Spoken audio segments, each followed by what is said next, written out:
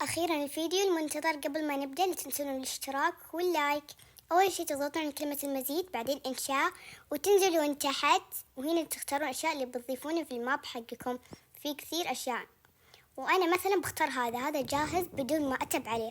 وبعدين بندخل على ذا الماب استوديو لايت، وبعدين تضغطون عند صندوق الأدوات وتكتبون الكود. طبعا هذا تحطون نسخ لأن روبلوكس نسخته لكم، بدل ما تروحون تكتبون نسخ خلاص روبلوكس نسخته.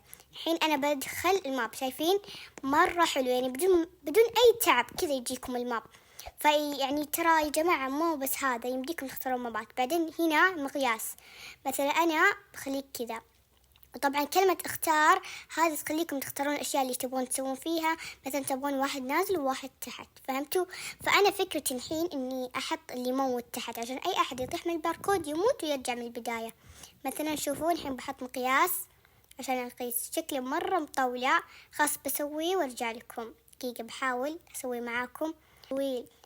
أوكي خلصت يا جماعة، شوفوا قصيت اللقطة لأني مرة طولت. شايفين؟ والله مرة عجبني الماب بدون أي تعب كذا يجيكم، مرة عجبني. وإذا تبغون شرح كيف ننزله عادي بسوي لكم زي ما انتم شايفين كذا. طبعا بتقول ليش ما حطيتي هناك، لأنه خلاص أساسا الباركود مرة قصير.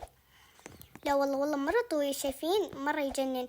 جاني فضول إيش هذا الأخضر غريبة ما إيه يلا بنعيد من جديد. إيش هذا الباركود الصعب؟ إذا أنا رايت الماب ما قدرت عليه. إيش فيه؟ أوكي خلونا نعدل عليه شوي.